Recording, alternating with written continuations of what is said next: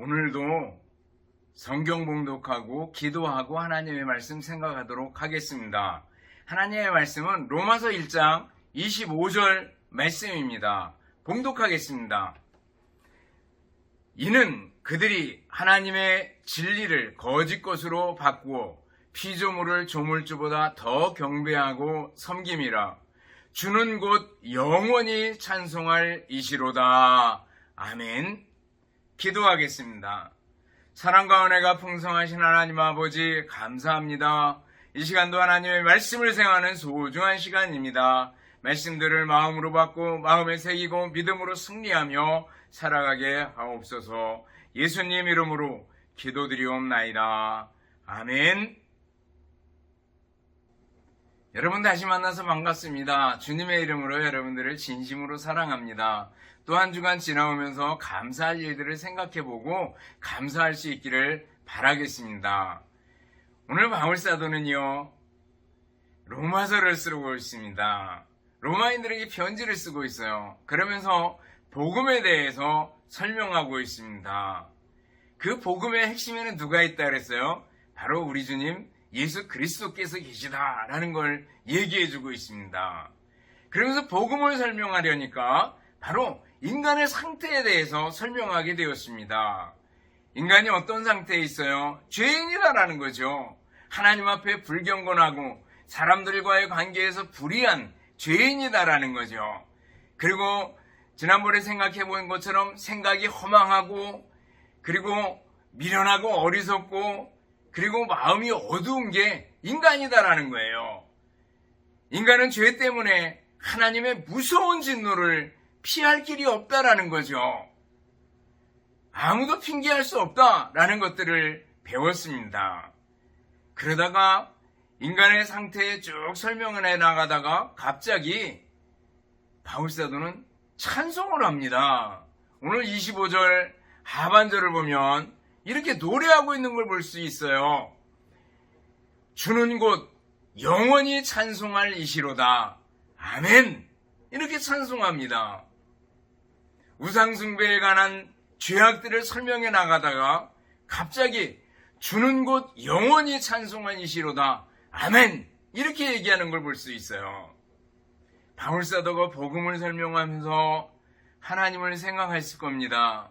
그리고 하나님께서 우리 인간들을 얼마나 사랑하셨는가라는 것들을 쭉 생각해 나가다가 찬송이 툭 튀어나오는 걸 볼 수가 있어요. 주는 곧 영원히 찬송할 이시로다. 아멘 하는 거죠. 요한계시록 읽다 보면은요, 재앙들이 나옵니다. 일곱 나팔의 재앙, 일곱 대접의 재앙, 이런 재앙들이 쭉 나오게 되는데 그 중간에 요한복음 7장, 요한복음 12장 보면은요, 재앙 중간에 가다가 하나님을 찬송하는 모습과 천국의 모습을 그대로 그려놓고 있는 것을 볼 수가 있습니다. 어두운 장면을 쭉 얘기해 주다가 갑자기 밝은 빛을 비춰주는 듯한 모습을 보여줍니다. 오늘 여기 로마서 1장 25절도 마찬가지입니다. 바울사도가 인간의 상태에 죄악으로 어두워지고 하나님의 무서운 진노를 피할 길 없는 그 인간, 불쌍한 인간 생각합니다. 그러다가 하나님을 생각했을 때 찬송이 나오게 되는 거죠. 주는 곧 영원히 찬송할 이시로다. 아멘 하면서 하나님께 찬송하고 다시 그 편지를 이어가는 걸 볼 수가 있습니다. 우리는 오늘 찬송을 생각하려고 합니다. 바울사도가 찬송했던 것처럼 우리들도 찬송해야 되겠다라는 거죠. 여러분 찬송의 가치를 아십니까? 중요함을 아십니까? 핸델의 얘기를 전해드린 적이 있습니다. 핸델이 어느 날 가발을 잃어버렸습니다. 당시에 그 귀족들은 멋진 가발을 쓰고 있었거든요. 근데 가발을 잃어버렸어요. 굉장히 당황해 하는데 그 옆에 이발소에서 일하던 아가씨가 가발을 찾아주었습니다. 굉장히 감사했습니다. 그래서 그 아가씨와 왕래하면서 많이 관계도 깊어지고 또 결혼할까라는 생각도 가지게 되었습니다. 그리고 그 아가씨에게 아름다운 음악을 하나 작곡해서 그 악보를 건네주기도 했습니다. 그러던 중에 어느 날 이발소에 가게 됐는데 미처 들어가기 전에 아가씨가 옆에 있는 사람에게 얘기하더라는 거예요. 저기는 악보 좀 줘요. 머리를 말게요. 이렇게 하면서 악보를 달라 그러더라는 거예요. 악보의 가치를 못 알아본 거죠. 그 핸델이 준 그 음악의 가치를 모르고 악보의 가치를 모르기 때문에 그것을 머리 많은 종이로 달라고 얘기했다는 겁니다. 핸델이 이발소에 들어가다가 그 말을 듣고 그대로 돌이켜가지고 그 후에 상종도 안 했다고 얘기를 합니다. 음악의 가치, 악보의 가치 몰랐기 때문에 그런 거 아니겠어요? 여러분들 찬송의 가치를 아십니까? 노래는요 사람을 사로잡습니다. 그래서 역사를 보면 뭐 반란이 일어나거나 난이 일어나거나 그러면은요 노래부터 가르치는 걸 볼 수가 있어요. 우리나라도 그 뭐 야구장에 가면은 선수들 노래가 있잖아요. 그래서 선수들 나름대로 선수들을 응원하기 위해 가지고 노래를 만들어 주는 걸 볼 수가 있습니다. 노래는 얼마든지 사람을 사로잡을 수 있어요. 그런 의미에서 노래가 참 중요하고요. 우리들이 어떤 노래를 하는가라는 것들은 굉장히 중요한데 여러분들은 어떤 노래들을 많이 좋아하십니까? 물론 나는 세상 노래 하지 말아라 이렇게 극단적으로 얘기하지 않습니다. 세상의 노래들도 가사들이 좋고 그리고 의미가 있고 깊은 노래들이 얼마나 많이 있는지 모릅니다. 그러나 그 모든 노래보다 최고의 노래 찬송 아니겠습니까? 여러분 하나님을 찬송하며 살아갈 수 있기를 바라겠습니다. 찬송에는 능력이 있습니다. 찬송에는 힘이 있습니다. 노래에도 힘이 있는데 찬송에는 정말 하나님의 능력이 있다라는 거예요. 그럼 우리는 왜 찬송해야 되는가라는 것부터 살펴볼 수 있습니다. 우리가 왜 찬송해야 됩니까? 하나는 첫 번째는 하나님이 우리를 만드시고 다스리시는 분이기 때문에 그렇습니다. 하나님께서 우리를 만드셨대요. 그래서 요한계시록 4장 11절을 보면은요, 우리 주 하나님이요 영광과 존귀와 권능을 받으시는 것이 합당하오니 주께서 만물을 지으신지라 만물이 주의 뜻대로 있었고 또 지으심을 받았나이다 하더라 그랬습니다. 만물이 그리고 저와 여러분이 하나님의 손에 의해서 만들어졌다는 거예요. 우리를 만드신 분이에요. 이사야 43장 21절 우리가 잘 알잖아요. 이 백성은 내가 나를 위하여 지었나니 나의 찬송을 부르게 하려 함이라 말씀하고 있잖아요. 우리에게 찬송 받으시려고 하나님께서 우리를 만드셨대요. 하나님께서 우리를 만드셨다라는 것 하나 때문에 우리는 찬송할 이유가 있고 노래할 이유가 있는 사람들입니다. 여러분 하나님을 찬송하는 사람 될 수 있기를 바랍니다. 또 하나님께 찬송할 이유는 뭐예요? 우리를 다스린다라는 거죠. 지으시고 다스린다라는 거예요. 어떤 사람들은 얘기하기를 하나님이 우리 인간을 만들어 놓고 타조가 모래에 알 놔놓고 사라지듯이 하나님께서 우리를 돌보지 않는다 이렇게 얘기하는 사람들이 있어요. 그러나 그렇지 않습니다. 우리를 만드시고 우리를 지으셨을 뿐만 아니라 지금도 우리를 다스리고 우리를 돌보시고 우리를 섭리하시는 분이 하나님이시다라는 거예요. 믿습니까? 그렇기 때문에 우리는 하나님을 찬송하고 또 찬송해야 될 이유가 있는 사람들입니다. 예수님께서 말씀하셨잖아요. 내 아버지께서 이제까지 일하시니 나도 일한다 라고 말씀하셔요. 우리 하나님께서 이제까지 지금도 일하신다라는 거죠. 지금도 우리를 돌보고 우리를 다스리고 우리를 통치하는 분이십니다. 믿습니까? 그렇다면 우리는 하나님을 찬송하고 지금도 찬송하고 또 찬송하고 또 찬송하는 우리들이 돼야 될 줄 압니다. 또 우리가 찬송해야 될 이유는 뭐예요? 우리를 지으시고 우리를 만드신 분일 뿐만 아니라 예수 그리스도를 통하여 하나님의 자녀가 되게 만들어 주셨다라는 거예요. 새로운 피조물로 만들어 주셨다라는 거죠.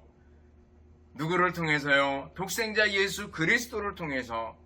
우리들이 죄인인데 스스로 죄의 문제를 해결할 수 없는데 하나님께서 하나밖에 없는 독생자 예수 그리스도를 우리 인간에게 보내주셨고, 우리 주님 예수님께서 죄 없는 몸으로 오셔서 우리 인간의 죄를 대신 엎어쓰시고 짊어지시고 십자가 위에서 인간 대신 벌 받으시고 죽으신 걸 볼 수가 있습니다. 하나님의 무서운 진노를 예수님께서 십자가 위에서 다 감당해 주셨습니다. 그리고 예수 그리스도를 믿음으로 구원 얻을 수 있는 길을 우리에게 활짝 열어주셨습니다. 여러분들, 우리들이 예수님 믿고 살아간다는 거 얼마나 복된 일인지 모릅니다. 하나님께서 우리에게 독생자 예수 그리스도를 보내셨고 구원의 길을 열어주셨다라는 거예요. 그렇기 때문에 우리는 뭐예요? 찬송해야 된다라는 거예요. 우리가 외부적인 조건들이 다 열악하고 잘못되고 꼬이는 것 같고 그럴지라도 우리를 구원하신 그 하나님의 은혜에 대해서 찬송하고 또 찬송할 수 있는 우리들이 되어야 될 줄 압니다. 요한일서 4장 10절에 9절 10절 보면은요, 하나님의 사랑이 우리에게 이렇게 나타난 바 되었으니 하나님이 자기의 독생자를 세상에 보내심은 그로 말미암아 우리를 살리려 하심이라 그랬습니다. 독생자를 보내셔서 우리를 살리려고 하셨대요. 그렇기 때문에 우리는 어떻게 해요? 하나님께 대해서 찬송하고 또 찬송하는 우리들이 되어야 될 줄 압니다. 또 우리가 하나님을 찬송해야 되는 이유는 뭡니까? 그것은요, 하나님의 속성 때문에 그렇습니다. 하나님의 성품 때문에 그렇습니다. 물건에 있는 특성들, 성질들이 있습니다. 사람에게도 성질이 있고 또 성품이 있습니다. 근데 하나님께 대해서는 특별히 속성이라는 표현을 쓰죠. 하나님께는 어떤 속성이 있습니까? 하나님께는 특별히 하나님만 가진 절대적인 속성이 있습니다. 그래서 이걸 인간과 공유하지 않았다. 그래서 비공유적 속성, 이런 어려운 단어를 쓰기도 합니다. 하나님만이 가지신 거, 그런 게 어떤 게 있어요? 자존성, 스스로 계시다. 불변성, 변하지 않으신다. 그 다음에 완전성, 완전하신 하나님이다라는 거죠. 영원성, 영원하신 하나님이다라는 거죠. 전지성, 모든 것을 아시는 하나님이다라는 거죠. 전능성, 모든 것을 하실 수 있는 전능하신 분이다라는 거 아니겠어요? 절대적인 속성이라고 얘기를 합니다. 하나님만 가진 거예요. 동시에 인간도 가지고 하나님도 가지고 계시고 인간들이 가지기를 원하시는 성품들이 있어요. 그런 것들이 어떤 것들이 있어요? 인간들도 가지기를 원해요. 거룩함, 의로움, 진실함, 선하심, 사랑, 이런 것들은 하나님도 가지고 계시고 인간도 가지기를 원하셔요. 그래서 이것을 도덕적 품성 혹은 공유적 속성, 이렇게 표현을 합니다. 하나님이 가지신 이 속성들을 하나하나 뜯어서 생각해 보면은요, 우리는 하나님께 찬송하지 않을 수가 없습니다. 하나님의 스스로 계신 분, 불변하신 분, 그분 앞에 나라는 존재는 너무나도 짧고 너무나도 제한적인데 하나님이 나를 사랑하셨다느니라는 거 생각하면 찬송하지 않을 수가 없는 거죠. 여러분들, 하나님의 속성, 하나님이 어떤 분이신가를 생각하고 묵상하면서 하나님을 찬송하고 또 찬송하는 여러분들이 될 수 있기를 바라겠습니다. 그럼 우리들이 어떻게 찬송해야 되겠는가? 라는 걸 살펴볼 수 있습니다. 왜 찬송해야 되는가 살펴봤더니 이제는 어떻게 찬송할 것인가? 첫 번째는요, 하나님 앞에 잠시 멈춰서야 합니다. 그리고 하나님을 생각해야 됩니다. 하나님을 묵상해야 됩니다. 하나님의 속성들, 하나님이 하신 일들, 하나님의 무한한 사랑 깊이 생각해 볼 수 있기를 바랍니다. 그리고 마음에 그려볼 때 우리는 찬송하지 않을 수가 없습니다. 하나님께서 보내신 예수 그리스도, 그 아들 독생자의 십자가를 마음에 새기고 부활하신 예수님을 바라볼 때 우리는 찬송하지 않을 수가 없습니다. 하나님 아버지와 예수 그리스도의 하신 일과 우리를 위해서 베풀어신 일들을 생각하고 찬송할 수 있는 우리들이 되어야 될 줄 압니다. 하나님 앞에 잠시 멈추어 생각하는 겁니다. 그 다음에 어떻게 해야 돼요? 성령의 충만함을 받아야지 제대로 찬송할 수 있습니다. 술 취하지 말라 이는 방탕한 것이니 오직 성령의 충만함을 받으라 이렇게 얘기합니다. 성령의 충만함을 받으래요. 그리고 나서 이어지는 말씀이 뭐예요? 시와 찬송과 신령한 노래로 서로 화답하며 이렇게 얘기합니다. 성령 충만한 사람에게 나타나는 첫 번째 특징이 뭐예요? 시와 찬송과 신령한 노래, 찬송이 있다라는 거죠. 너희의 마음으로 주께 노래하며 찬송하며 범사의 우리 주 예수 그리스도의 이름으로 항상 아버지 하나님께 감사하며 그리스도를 경외함으로 피차 복종하라 그랬습니다. 찬송이 있고 감사가 있고 피차 복종함이 있다라는 겁니다. 어떤 사람에게? 성령 충만한 사람에게. 여러분들 성령 충만함 받기를 사모할 수 있기를 바랍니다. 성령 충만함을 받으려면 어떻게 해야 된다 그랬어요? 죄를 회개해야 됩니다. 그리고 하나님의 말씀으로 돌아가야 됩니다. 성령 충만 받기를 사모하고 기도해야 됩니다. 성령에 충만할 때 찬송이 나오게 됩니다. 여러분들 성령 충만함을 사모하고 고대하는 여러분들이 될 수 있기를 바랍니다. 그래서 우리 입술에서 찬송이 떠나지 않기를 바랍니다. 또 우리가 어떻게 찬송해야 되는가? 항상 찬송해야 됩니다. 항상. 지금도 찬송해야 되고 내일도 찬송해야 되고 기쁜 일이 있을 때 찬송하는 거 당연하고요. 슬픈 일이 있어도 찬송해야 합니다. 어렵고 괴로워도 찬송해야 됩니다. 숨이 끊어질 때까지 찬송해야 됩니다. 시편 150편 6절, 시편 맨 마지막 절입니다. 시편 전체가 찬송이고 노래인데 그 맨 마지막 절이 뭐예요? 호흡이 있는 자마다 여호와를 찬송할지어다. 호흡이 있는 자마다 여호와를 찬양할지어다. 할렐루야. 이렇게 끝납니다. 호흡이 있을 때 우리가 마지막 호흡이 끊어지기 전에 정말 숨을 몰아쉬는 단계에 이르렀을지라도 그 가운데서도 하나님을 찬송해라라는 거죠. 항상 찬송해라라는 거예요. 숨 쉬고 있는 동안에 찬송하라라는 거예요. 뿐만 아니라 앞으로 이 찬송은요, 천국에 가서도 계속 이어지게 될 겁니다.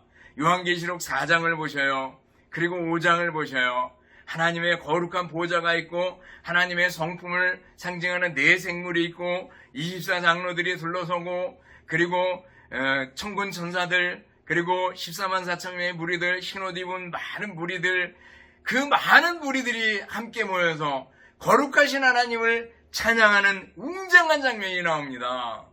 여러분들 하나님을 찬양하는 사람들 될 수 있기를 바랍니다. 언제요? 항상 지금부터 영원까지입니다.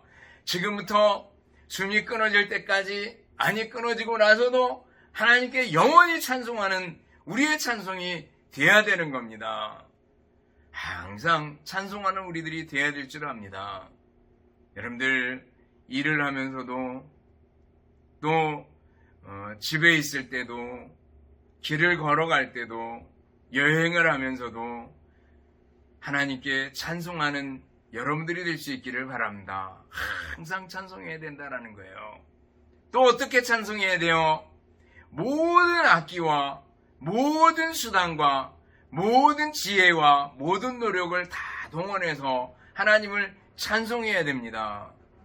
시편 150편을 보면은요, 나팔 소리로 찬양하라, 비파와 수금으로 찬양하라, 또 소고치며 찬양하라, 춤추며 찬양하라, 현악과 퉁소로 찬양하라, 큰 소리 나는 재금으로 찬양하라, 높은 소리 나는 재금으로 찬양하라, 이렇게 얘기합니다. 여기 나오는 악기들을 구체적으로 어떻게 생겼는지 그걸 우리가 잘 모를 수 있습니다. 그렇지만 현악기, 나팔, 타악기 다 들어가 있는 걸 볼 수가 있습니다. 여러분들 어린아이들이 있으니까 피아노를 가르칠 수 있기를 바랍니다. 피아노를 가르치는 이유는 뭐예요? 모든 음악의 기초가 어쩌면 피아노를 치면 할 수가 있어요. 그리고 모든 음악을 할 수 있다는 것은 하나님을 찬양할 수 있는 지름길이 될 수 있습니다. 하나님을 찬송하도록 피아노를 가르치고 하나님을 찬송하도록 악기를 배우고 그렇게 할 수 있기를 바랍니다. 우리의 목소리로 새 노래로 하나님을 찬송하고 시를 쓸 수 있는 분들은 시들을 쓰고 노래를 잘하는 분들은 목소리로 하나님을 찬양하고 하나님을 찬송하는 우리들이 되어야 될 줄 압니다. 하나님께서 우리의 찬송을 기뻐하시는 줄을 믿습니다. 그러면은 세 번째로 생각해 보는 것은 찬송하는 사람들에게 하나님께서 어떤 은혜를 주시는가라는 거예요. 좀 소극적인 면에서 우리가 찬송하지 않으면 어떻게 될까? 누가복음 19장에 보면 예수님께서 나귀를 타고 예루살렘으로 입성하시는 장면이 나옵니다. 그때 사람들과 어린아이들과 어른들이 모두 어우러져서 호산나 다윗의 자손이여 이렇게 얘기합니다. 우리를 구원하소서라는 거죠.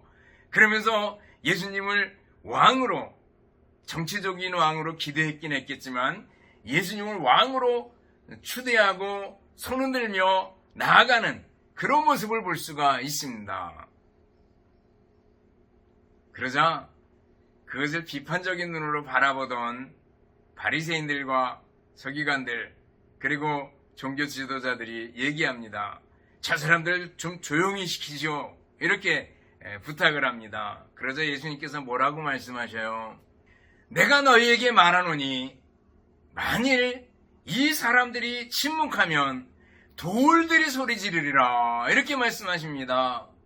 우리가 찬송하지 않으면 돌들이 소리 지른대요. 돌이 뭐 노래하겠어요? 피조물 돌이 노래한다는 겁니다. 여러분들 당연히 우리들이 노래하고 찬송해야 됩니다. 그러면 적극적인 면에서 찬송하는 사람에게 어떤 은혜들을 베푸십니까? 하나는요, 묶인 것이 풀어지게 될 겁니다. 바울과 실라를 보셔요. 사도행전 16장에 나오잖아요. 감옥에 갇혀 있어요. 근데 밤에 하나님께 찬송하고 기도할 때 옥토가 흔들리고 그리고 묶인 것들이 풀어지는 걸 볼 수가 있습니다. 그것 때문에 빌립보 간수가 자살하려고 그랬고 우리가 여기 있다 그랬고 그래서 그 간수가 바울 사도를 초청해서 함께 말씀을 듣고 빌립보 교회가 형성되는 것을 볼 수가 있습니다. 여러분들 묶인 것들이 풀어지는 역사가 찬송에 있어 있습니다. 찬송에는 능력이 있습니다. 찬송을 부르세요. 찬송을 부르세요. 놀라운 일이 생깁니다. 찬송 부르세요. 여러분들 찬송할 수 있기 바랍니다. 찬송에는 능력이 있습니다. 묶인 것이 풀어질 겁니다. 여러분들을 묶고 있는 게 뭡니까? 여러분들에게 있는 걱정거리, 염려거리가 무엇입니까? 여러분들을 옥죄고 있는 것이 무엇입니까? 그것을 풀어낼 수 있는 것이 찬송입니다. 여러분 하나님께 찬송할 수 있기를 바랍니다. 또 하나님께서 찬송하는 자에게 어떤 은혜를 주십니까? 영적 전쟁에서, 삶의 전쟁에서 승리할 수 있는 힘을 주십니다. 승리를 주십니다. 이김을 주시는 분이십니다. 여호사밧이 아람과 전쟁을 하게 됩니다. 근데 아람이 강하고 여호사밧의 군대는 약세였습니다. 그때 하나님께서 선지자를 통해서 전해주셨고 선지자의 말대로 여호사밧은 찬양대를 조직해서 그 앞에 군대 앞에 세워가지고 나가는 걸 볼 수가 있습니다. 거룩한 예복을 입히고 찬양대가 앞에 나가서 하나님을 찬송하고 찬양하는 모습을 보게 됩니다. 그럴 때 하나님께서 여호사밧의 군대에게 승리를 주시는 걸 볼 수가 있어요. 여러분들 참 어떻게 생각하면 이건 말도 안 되는 거잖아요. 찬송이 앞서가고 그리고 그 뒤에 군대가 따라간다? 그리고 전쟁을 해서 이긴다? 말이 안 되는 것 같은데 하나님께서 복병을 주셔서 뒤를 치게 하심으로 승리를 거두게 하시는 걸 볼 수가 있습니다. 여러분들 하나님을 찬송할 때 하나님께서 우리에게 승리를 주십니다. 믿습니까? 우리에게 이김을 주십니다. 믿습니까? 여러분들은 삶에서 승리하기를 원하십니까? 삶에서 모든 어려움들을 극복하고 나아가기를 원하십니까? 전진하기를 원하십니까? 찬송하는 여러분들 될 수 있기를 바랍니다. 마지막으로 찬송에는 어떤 능력이 있습니까? 어떤 은혜를 하나님께서 주십니까? 하나님께서 하나님 뜻대로 사용하신다라는 거예요. 찬송하는 사람을 하나님께서 하나님 마음에 들어하시고 하나님의 도구로 사용하신다라는 거예요. 하나님의 그릇으로 쓰신다라는 거죠. 다윗입니다. 사도행전 13장 22절 보면 내가 이새의 아들 다윗을 만나니 내 마음에 맞는 사람이라 내 뜻을 다 이루리라 이렇게 말씀하고 있습니다. 내 마음에 맞는 사람이라. 전에 개역성경에 보면 내 마음에 합한 사람이라 이렇게 번역하고 있습니다. 다윗을 보니까 내 마음에 꼭 맞는 사람이다 그랬습니다. 그래서 다윗이 어떤 사람이에요? 우리가 잘 아는 대로 믿음의 사람이었고 또 회개의 사람이었고 마음이 넓은 사람이었고 여러 가지 있겠지만 무엇보다도 찬송의 사람, 찬양의 사람이었습니다. 시편을 읽어보셔요. 시편의 많은 부분 거의 4분의 3 정도를 다윗이 다 기록을 했습니다. 하나님을 찬송하는 그 내용들을 보셔요. 구구절절히 얼마나 깊이 있고 얼마나 놀라운 찬송들이 시편에 들어있습니까? 다윗이 하나님을 찬송했기에 하나님께서 다윗을 내 마음에 맞는 사람이다. 내 뜻을 다 이루도록 하겠다. 이렇게 말씀하시는 거 아니겠어요? 여러분들 찬송으로 하나님 마음에 꼭 드는 사람 될 수 있기를 바라겠습니다. 찬송하는 사람 될 수 있기를 바랍니다. 내가 비록 재주가 없고 노래를 잘하지 못하고 그러면 어때요? 부족하면 부족한 대로 좀 모자라면 모자란 대로 하나님께 찬송하고 또 찬송할 때 하나님께서 영광 받으시고 하나님께서 기뻐하신다라는 거예요. 하나님을 기쁘시게 해야지 라는 생각을 가지고 찬송하는 여러분들 될 수 있기를 바랍니다. 요한 웨슬리와 찰스 웨슬리는 영국 사회를 변화시켰던 대단한 사람입니다. 요한 웨슬리를 감리교의 창시자라고 얘기를 합니다. 그 동생 찰스 웨슬리는 찬송을 많이 만든 사람입니다. 우리가 부르는 찬송 속에도 찰스 웨슬리의 찬송이 많이 들어가 있는 걸 봅니다.